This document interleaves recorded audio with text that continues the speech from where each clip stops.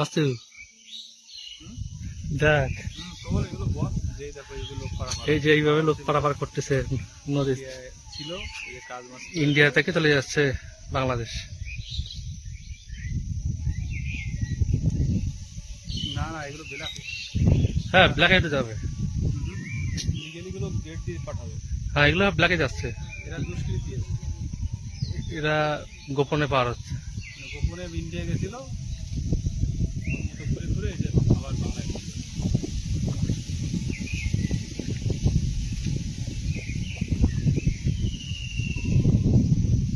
যারা আটকা নিতেছে না ওরা বিএসএফ এর দ্বারা ইলিগালি গেট দিয়ে পাঠাবে। হ্যাঁ টাকা টাকা দিয়ে ই করে আছে।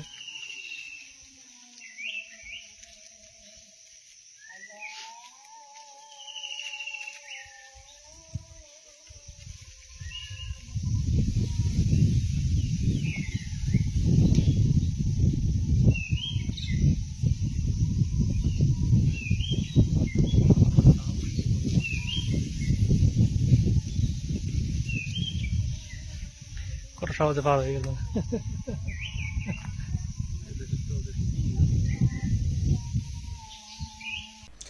বন্দে মাতারাম। নমস্কার, মানুষের ভাষায় আপনাদের সকলকে স্বাগত। আমি প্রবীর রায়চৌধুরী আপনাদের সাথে।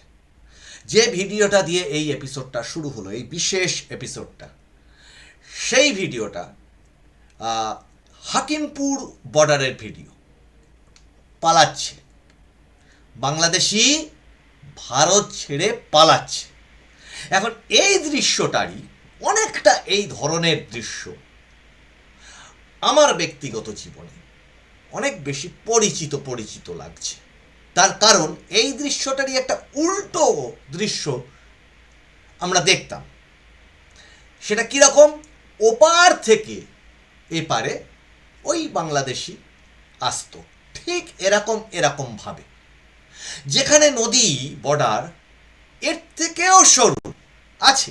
আপনাদেরকে গত কয়েকটা এপিসোডে বলেছিলাম যে সুন্দরবন সংলগ্ন খাড়ি এলাকা, দক্ষিণ চব্বিশ পরগনা, উত্তর চব্বিশ পরগনা, এই সমস্ত জায়গা তো আছেই।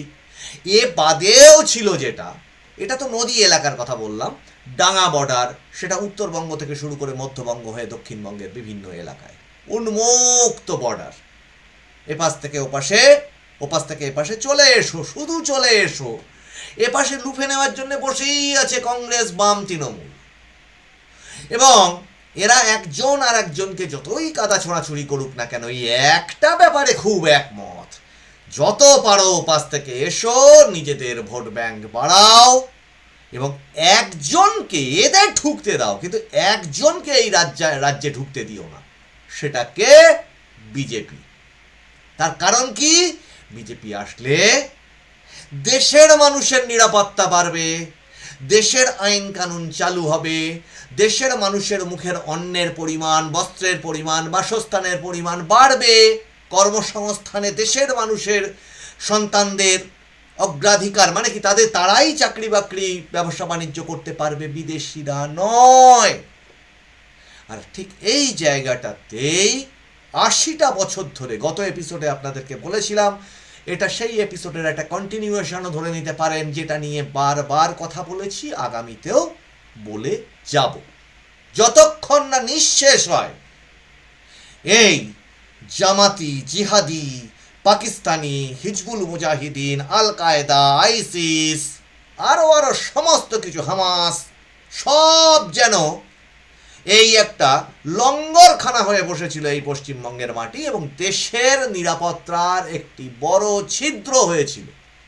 আর এই সরকার গঠন হওয়ার পরে, 4 মে এই সরকার গঠন হওয়ার পরে মাননীয় মুখ্যমন্ত্রী শুভেন্দু অধিকারী প্রথম যে ঘোষণাগুলি করেছিলেন তার মধ্যে অন্যতম ছিল সেটা হচ্ছে এই ফেন্সিং, কাঁটাতার, এবং বিএসএফকে ওই 45 দিনের সময়সীমার মধ্যে এই পুরো হস্তান্তর প্রক্রিয়ার জন্য তিনি সময়সীমা নির্দেশ করেছিলেন।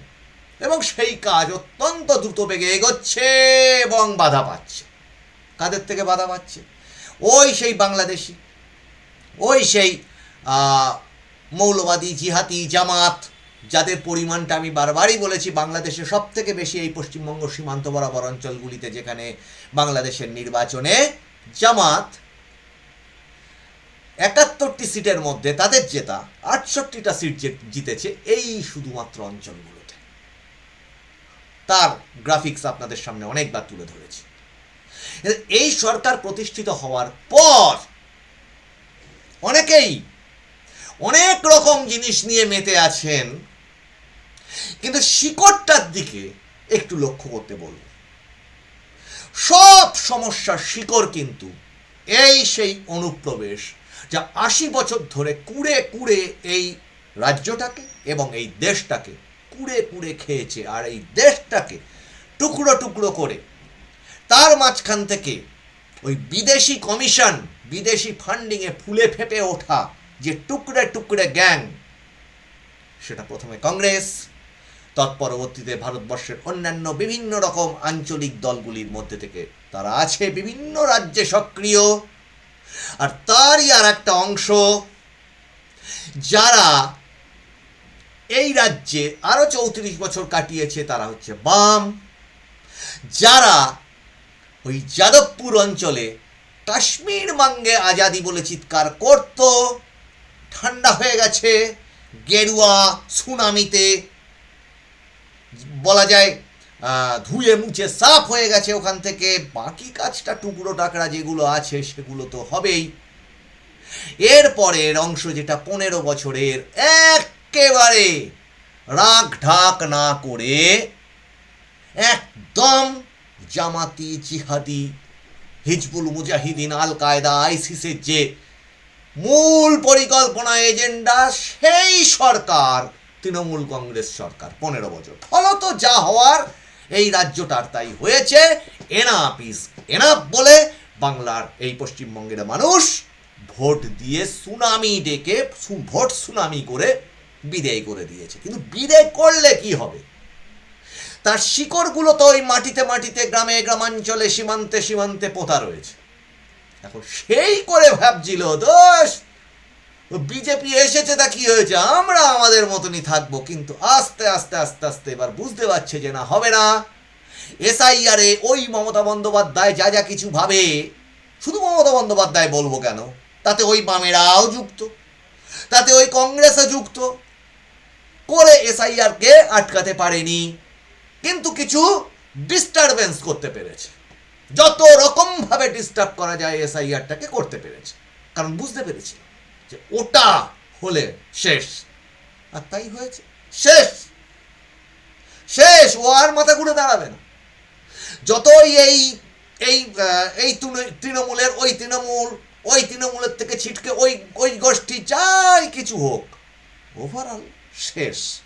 ও আর ঘুরে দাঁড়াবে না। বা পশ্চিমবঙ্গের ইতিহাস বলে এই পশ্চিমবঙ্গের মানুষ ঝাঁট দিয়ে ধুয়ে মুছে যাকে পরিষ্কার করে ফেলে দেয় তাকে আর ফিরিয়ে আনে না, এবং সে ক্ষয়িষ্ণু হতে হতে হতে হতে শূন্য, মহাশূন্য এই সমস্তই পরিণত হয়।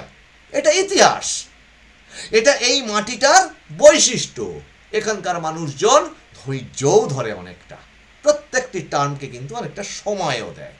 এখন এই সব কিছুর মধ্যে থেকে যে জিনিসটা ছিল না, ওই বললাম সব কিছুকে প্রবেশ করতে দিত বিদেশি অনুপ্রবেশ, সব কিছু, আইসিস, আল কায়দা, হিজবুল মুজাহিদিন, সব জঙ্গি টঙ্গি কোথায় ধরা পড়ে এই সমস্ত জায়গায়।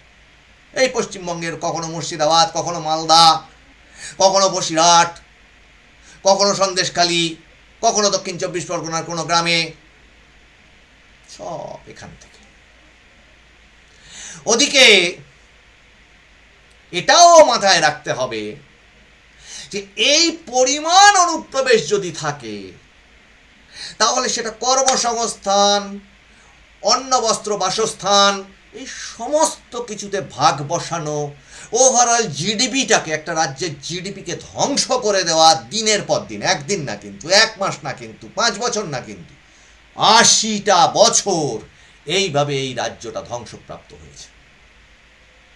এবার দেখা যাক, এই সব কিছু তো হয়েছে, এই সব কিছুর সাথে এই রাজ্যের সরকার এই ফেন্সিংয়ের কাজ যেমন করছে, সামনে এদের এবার বড় দুর্দিন আসছে। পালাচ্ছে কেন? কারণ বুঝে গেছে আর হবে না। আর এখানে ওখানে সেখানে যে সমস্ত ওই মুঘল সাম্রাজ্যের শাহজাহান, আকবর, জাহাঙ্গীর, বাদশাহ এই সমস্ত সব ধরা পড়ছে। আগের ফর্মুলা বশত তারা ভুল করে ভেবে ফেলছে যে আবার বেরিয়ে আবার করব। না, সে গুড়ে বালি না, বোল্ডার না, পাহাড় পড়বে। এবার পড়ে গেছে। মাননীয় মুখ্যমন্ত্রী শুভেন্দু অধিকারী একের পর এক যে বিল বিধানসভায় আনছেন এই রাজ্য সরকারের পক্ষ থেকে, সেই বিলগুলোই তার প্রমাণ। কিন্তু এখানেই কি শেষ? এই গোটা জিনিসটার মূল লক্ষ্য যেটা ছিল নিঃশব্দে ভারত দখল, নিঃশব্দে পশ্চিমবঙ্গের ভূখণ্ডকে দখল করে নেওয়া, কিসের মাধ্যমে? ডেমোগ্রাফি চেঞ্জের মাধ্যমে। কিসের মাধ্যমে? ল্যান্ড ক্যাপচারের মাধ্যমে। একটা সময় আসতো যে সময়টাতে দেখা যেত যে পশ্চিমবঙ্গের ভূখণ্ডের একটা বিস্তীর্ণ অংশ ওদের কবজায় চলে গেছে। সেই সমস্ত জমি জমা কিনে কেটে তথ্য সমস্ত পাল্টে ফেলে আস্তে করে বাংলাদেশের সঙ্গে জুড়ে দাও। এই ছিল এদের এজেন্ডা, যে এজেন্ডার ওই বাড়া ভাতে ছাই ফেলে দিয়েছে এই পশ্চিমবঙ্গের রাষ্ট্রবাদী মানুষজন। এর সাথে আরো কিছু আসছে। ইউসিসি যেমন আসছে এই পশ্চিমবঙ্গে লাগু হবে, তাতে অনেকের অনেক কিছু মুশকিল হয়ে যাবে। ওদিকে এক দেশ এক নির্বাচন হলে কার কার কি কি অসুবিধা হবে বুঝতেই পারছেন। খেপে খেপে ভোট লুট, পৌরসভার ভোট লুট, পঞ্চায়েতের ভোট লুট, বিধানসভার ভোট লুট, এসব আর হবে না। ডিলিমিটেশন হয়ে কেন্দ্রগুলোর, লোকসভা কেন্দ্রগুলোর চেহারা আলাদা হয়ে যাবে। এখন কোনো একটি লোকসভায় 45 লক্ষ ভোটার, আবার কোনো একটি লোকসভায় 7 লক্ষ ভোটার কি 10 লক্ষ ভোটার, সেটা আর থাকবে না। একটা সমানভাবে সেইটা ভাগ হবে। লোকসভা কেন্দ্রের পরিমাণ বেড়ে যাবে, লোকসভা কেন্দ্রের পরিমাণ বেড়ে গেলে বিধানসভা কেন্দ্রের পরিমাণ বেড়ে যাবে, বিধানসভা কেন্দ্রের পরিমাণ বেড়ে গেলে পৌরসভার ওয়ার্ডের বিন্যাস আলাদা আলাদা হয়ে যেতেই পারে। নতুন নতুন পৌরসভার ঘোষণা তো এই সরকার অলরেডি কিছু কিছু করে দিয়েছে। কাজে একটা বিপুল পরিবর্তন যেমন ওদিকে আসতে চলেছে, অর্থনৈতিক পরিকাঠামোর দিক থেকে এবারে যে এই রাজ্য সরকার যে বাজেট করেছে তা নজিরবিহীন। 80 বছরের মধ্যে সমালোচনাহীন এই প্রথম বাজেট, যাকে কেউ ভুরু কুচকে, দাড়ি চুলকে, চশমা টেনে বইয়ের কাছে নিয়ে গিয়েও সমালোচনা করতে পারেনি। এবার এর সাথে যদি ধরি শিল্পের জোয়ার, আজকে ডানকুনিতে শুরু হয়ে গেল। ওদিকে অর্জুন সিং তিনি প্রায় নিঃশব্দে একের পর এক চটকলগুলো খুলতে শুরু করে দিয়েছেন, যা আমাদের কাছে অত্যন্ত দুঃখের ছিল। এই অঞ্চলগুলোর শিল্প পরিকাঠামোগুলো ধ্বংস হয়েছে, নিঃশব্দে আমরা চুপচাপ বসে বসে সেগুলো দেখেছি। আর পশ্চিমবঙ্গের যুব সমাজের একের পর এক কর্মসংস্থান নষ্ট হয়ে গেছে, কিচ্ছু ছিল না। ওদিকে যেমন শিক্ষাক্ষেত্রে কমিশন, এই সমস্ত চাকরির যে সমস্ত কমিশন, সেইগুলি নতুনভাবে গঠন হয়েছে।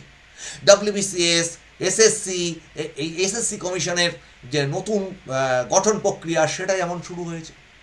দুর্নীতিমুক্ত চাকরির পরীক্ষা, ওই যেটা মুখ্যমন্ত্রী যখন বিরোধী দলের নেতা ছিলেন তখনও প্রতিশ্রুতি দিয়েছেন, এখন সেটা করে দেখাচ্ছেন। পরীক্ষা দাও বাপু, কার্বন কপি, ওএমআর শিটের কার্বন কপি নিয়ে বাড়ি চলে যাও। নিষ্কলুষ দুর্নীতিমুক্ত একটি শাসন ব্যবস্থা প্রতিষ্ঠা করবার চেষ্টা চলছে, কিন্তু সেটা হতে দেবে তো? আর হতে দেবে তো বলে এই যে বিস্ময়ের চিহ্ন বা জিজ্ঞাসার চিহ্ন যেটা পড়ে বারবার, সেটা কাদের জন্যে? ওই মুর্শিদাবাদ ওয়াকাফ আন্দোলন, এনআরসিকে, সিএকে এনআরসি আন্দোলন দিয়ে অরাজক পরিস্থিতি যারা করে তারা, যারা হরগোবিন্দ দাস, চন্দন দাসকে হত্যা করে তারা, যারা পেহেলগাঁও ঘটিয়ে দেয় তারা।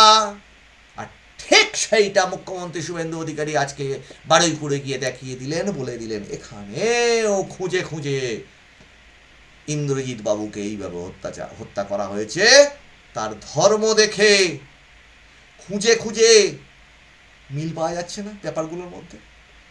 ওদিকে বাংলাদেশের সংখ্যালঘু হিন্দু যে ঠিক যেভাবে মরে, জীবন্ত দগ্ধ করে দেওয়া হয়, ঠিক এপারে একই এজেন্ডা চালাচ্ছিল তৃণমূল কংগ্রেসের মদত পুষ্ট এই জঙ্গি সমাজ, এই জামাতি, জিহাদি, আল কায়দা, আইসিস এরা। এদের এবার যাওয়ার সময় হয়ে গেছে, আর হবে না। কারণ ওদিকে এই যে বিলগুলো আসতে চলেছে, এই বিলগুলো খুব সুখপ্রদ নয় তো এদের জন্যে।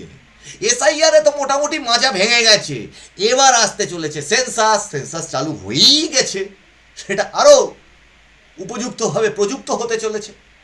সেন্সাসের সঙ্গে যে ডেটাটা উঠে আসবে তার জন্য আমি একটা এপিসোডে এটা অলরেডি বলেছি, ন্যাশনাল পপুলেশন রেজিস্টার তৈরি হয়েই যাবে, সেখানে সেই ডাটাটা উঠে যাবে। সেই ডাটাকে ক্রস চেক করে ভেরিফিকেশন করে দেশের মানুষের দরকার তো, এটা দেশের মানুষের দরকার কি, নাগরিকত্বের প্রমাণপত্র, এটা তো দরকার। জাল আধার কার্ড জেরক্স করে অমুক এখান থেকে বাংলাদেশ থেকে পার হয়ে পশ্চিমবঙ্গ থেকে কেরল, তামিলনাড়ু, দিল্লি, জাল আধার কার্ডটা দেখিয়ে হোটেলের মধ্যে ঢুকে গেলাম, ঢুকে গিয়ে এবার সেখানে যা খুশি তাই লন্ডভন্ড করে দিয়ে আবার পশ্চিমবঙ্গ হয়ে বাংলাদেশ পালিয়ে গেলাম। এই তো ছিল বিষয়টা, কিন্তু এবার সেটা হবে না। এই ন্যাশনাল পপুলেশন রেজিস্ট্রার যদি হতে পারে, তাহলে ন্যাশনাল সেই ডাটার ওপর ভিত্তি করে ন্যাশনাল রেজিস্ট্রার অফ সিটিজেন্স, সেটা হতে খুব বেশি দেরি হবে না। এবং সেই এনআরসিটা নাগরিকত্ব দেওয়ার জন্য হবে কাদের, প্রকৃত যে দেশের নাগরিক তার জন্য। কাজেই সমস্ত বিষয়টা সারা দেশব্যাপী একটা স্বচ্ছতার অভিযান বলা যায়, সামাজিক স্বচ্ছতার অভিযান, যেখানে জঞ্জাল হিসেবে ঢুকে বসে আছে এই অনুপ্রবেশকারীরা। এবার তার সেই জায়গাটাকে পরিষ্কার পরিচ্ছন্ন করবার জন্য আরও যেটি গঠন হয়েছে সেটি কি, মাননীয় স্বরাষ্ট্রমন্ত্রী যে টুইটটি করেছেন সেটি আপনাদের সামনে তুলে ধরছি। যেহেতু এটা বিশেষ এপিসোড, সেই জন্য আরও কয়েকটি মিনিট আপনাদের কাছ থেকে নিচ্ছি এইটাকে দেখানোর জন্য। এই কমিটিটা infiltration and other reason causing unnatural demographic change pose a very significant challenge to the present and future of any nation. এটা স্বরাষ্ট্রমন্ত্রী অমিত শাহ টুইট করছেন। একটি কমিটি গঠন হয়েছে, ডেমোগ্রাফি এই যে চেঞ্জ হয়েছে তার একটি বিশেষ কমিটি গঠন হয়েছে, যেটা মাননীয় প্রধানমন্ত্রী নরেন্দ্র মোদী 15ই আগস্ট 2025-এ গঠন করেছিলেন। To address this very challenge on 15 August 2025, Prime Minister Narendra Modi ji had announced the high-level committee on demographic change. এটা ঘোষণা হয়েছিল তখন। আর ইনি এখন কি জানাচ্ছেন, I am delighted to inform you that the government has now constituted the committee. এবার সেই কমিটিটা গঠন হলো। কেন হলো বুঝতেই পারছেন শুধু দর্শকবৃন্দ, কেন হলো এইবার দেখুন। This committee chaired by justice Prakash Prabhakar Naolekar, retired অবসরপ্রাপ্ত বিচারপতি, ইনি এর মাথায়, will include census commissioner along with Shri Durga Shankar Mishra, retired IAS, ইনি থাকছেন এই কমিটিতে, Shri Balaji Srivastava, retired IPS, and doctor Shamika Ravi as member. এই কমিটিতে এনারা থাকছেন। এনারা এক একজন দিকপাল, যারা এদের সম্পর্কে মানে খবর রাখেন তারা জানেন। The joint secretary foreigners 1, ministry of home affairs, will serve as the member secretary of the committee. এই কমিটির মেম্বার সেক্রেটারি হিসেবে ইনি থাকবেন, জয়েন্ট সেক্রেটারি ফরেনার্স 1। এইবার কি আরও লিখছেন, demographic change is a serious issue linked not only to our sovereignty, আমাদের সার্বভৌমত্বের ক্ষেত্রে শুধুমাত্র থ্রেট তাই নয়, but also to the national security, আমাদের সুরক্ষার ক্ষেত্রে সবচেয়ে বড় হুমকিও বলা যায়। ল অ্যান্ড অর্ডার, আমাদের আইন শৃঙ্খলা পরিস্থিতির জন্যেও সেটা দুশ্চিন্তার, ঠিক যেটা আপনারা দেখতে পাচ্ছেন এই বারুইপুরে, কখনো মোথাবাড়িতে, কখনো মুর্শিদাবাদে, কখনো জুডিশিয়াল অফিসারদের ওপর আক্রমণে, এসআইআরের বিষয়ে, এরকম একের পর এক বিষয়টা কিন্তু একই, এবং কেন্দ্রীয় সরকার সম্যকভাবে সেটা অবহিত এবং সেটা বন্ধের জন্যে দৃঢ়প্রতিজ্ঞ। এবার দেখুন law and order, profound changes in social structure. এই ল্যান্ড জিহাদের ফলে তো পুরো সোশ্যাল স্ট্রাকচারটাই, সামাজিক বিন্যাসটাই পাল্টে গেছে আমাদের এই রাজ্যে। And the preservation of tribal society, এবং এর ফলবশত ক্ষতিগ্রস্ত হয়েছে আমাদের এই দেশে বসবাসকারী আদিবাসীরা। তারা অস্তিত্বের সংকটে পড়ে যাচ্ছে এই অনুপ্রবেশকারীদের দাপাদাপিতে। এবার আসুন, this committee will conduct a comprehensive assessment. এরা এই পুরো অ্যাসেসমেন্ট করবে পুরো বিষয়টার, of demographic change occurring across India. সারা ভারতবর্ষে কিভাবে কোথায় কোথায় এই ডেমোগ্রাফিক চেঞ্জ হয়েছে সেটা দেখবে, ডিউ টু ইললিগাল ইমিগ্রেশন, অবৈধ অনুপ্রবেশের ফলে, অ্যান্ড আদার আনন্যাচারাল কজেস, এছাড়াও অন্যান্য যে সমস্ত অবৈধ কাজকর্ম সেগুলোও দেখবে। Analyse patterns of abnormal population, কোথায় কোথায় অ্যাবনর্মালি জনসংখ্যা বেড়ে গেছে।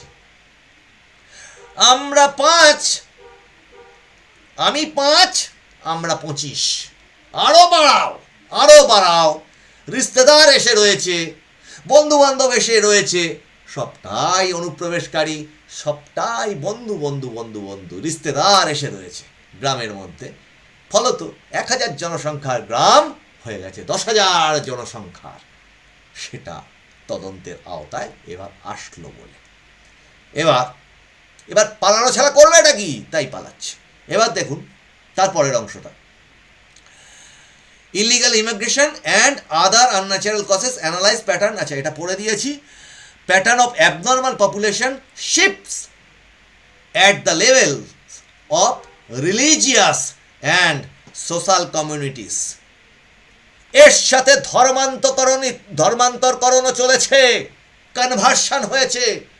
প্রত্যন্ত গ্রামগুলোতে খ্রিস্টান মিশনারিজ দ্বারা, প্রত্যন্ত গ্রামগুলোতে এই জিহাদি জামাতিদের দ্বারা কনভার্সন প্রক্রিয়াটাও এইটা অ্যাসেসমেন্টের মধ্যে আসবে, তদন্তের আওতায় আসবে, খুঁজে বার করবে। And present A planned and time bound solution for the same. এর সমাধানটাও এই কমিটি করবে। পাশাপাশি ওই যে বললাম, সেন্সাসটাও চালু হয়ে যাচ্ছে। এই সংক্রান্ত যে পিআইবির যে প্রেস রিলিজ, সেইটা আপনাদের সামনে তুলে ধরলাম, যে এই কমিটিটার পুরো স্ট্রাকচারটা এখানে দেখতেই পাচ্ছেন। এই যে Prabhakar Navelkar retired will have the census commissioner along with Shri Durga Shankar Mishra retired IAS, Shri Balaji Srivastava retired IPS, and doctor Shamika Ravi as its member. এই মাননীয় অমিত শাহজি যেটা টুইট করেছেন সেটারই পিআইবি যে প্রেস রিলিজ সরকারের, কেন্দ্রীয় সরকারের, সেটা আপনাদের দেখিয়ে দিলাম। এখন তাহলে পুরো বিষয়টা কোথায় যাচ্ছে দর্শকবৃন্দ? এরা যারা ভেবে নিয়েছিল ধুস কিচ্ছু হবে না, আবার সেই একই রকম কিছু করব, এদিকে জল ওদিকে পাঠিয়ে, ওদিকে জল ওদিকে পাঠিয়ে ঠিক নিজেদের এজেন্ডাগুলোকে এগিয়ে নিয়ে যাব, তাদের দিন শেষ। সময় লাগবে, একটু সময় তো লাগবে। এই যেমন বারুইপুরে ফেল করলো মডেলটা, এই মডেলটাই যদি তৃণমূল আমলে করতো, ঠিক এই রকম ভাবেই অন্য মাত্রা পেয়ে যেত সেই ঘটনা। সেই ঘটনাটাকেই অন্যরকম রূপ দেওয়া হতো, একটি বিশেষ সাম্প্রদায়িক কারণ হিসেবে হয়তো দেখে দেওয়া হতো, হই রই রই কাণ্ড পড়ে যেত। আর আজকে আমাদের মুখ্যমন্ত্রী মাননীয় শুভেন্দু অধিকারী এ সমস্ত ছলচাতুরি তিনি যথেষ্ট বোঝেন, এবং রাষ্ট্রধর্মকে অবিচল হিসেবে সেখানে তিনি পালন করলেন। কিন্তু এখানে শেষ না, এ তো সবে শুরু, এখনো কিচ্ছু হয়নি, এখন সবে শুরু। এক এক করে এই ঘটনাগুলো আসছে আগামী দিনে। আর ওই বিএসএফ এর ফেন্সিং এবং তার তৎসংলগ্ন জমি অধিগ্রহণ, এটা পাল্টে দিতে চলেছে ওই জিহাদিদের। এক তো প্রবেশ বন্ধ, এবার দেখছেন ফিরে যাচ্ছে। আমি একবার বলেছিলাম যে এবার একটা ভাল্ব আছে ওই সুইচ গেটের মতো, যেটা এদিক থেকে ওদিকে যাবে, ওদিক থেকে এদিকে আর আসবে না। তার সাথে ওই বিএসএফ এর ফেন্সিং সংলগ্ন এলাকায় পাল্টে যেতে চলেছে ডেমোগ্রাফি এবং অর্থনীতি তো বটেই। বাইক বাহিনী যারা দাপিয়ে দাপিয়ে বেড়াতে, বাইকে তেল ভরবে কি করে এবার ভেবো। শুধু দর্শকবৃন্দ, এই বিশেষ এপিসোডে আপনাদের থাকার জন্য, সকলকে থাকার জন্য ধন্যবাদ। আপনারা একটু লাইক, শেয়ার, কমেন্ট করুন, একটু সাবস্ক্রাইবটা করুন। এরকম অনেক অনেক তথ্য আপনাদের সামনে তুলে ধরবো, এখনও তো অনেক বাকি। কাজেই আপনারা নজর রাখুন মানুষের ভাষার পর্দায়, কারণ মানুষের ভাষা সবার মনের কথা বলে। রাষ্ট্রবাদ সর্বোপরি। আপনাদের সঙ্গে আবার দেখা হবে সামনের এপিসোডে। বন্দে মাতরম, নমস্কার।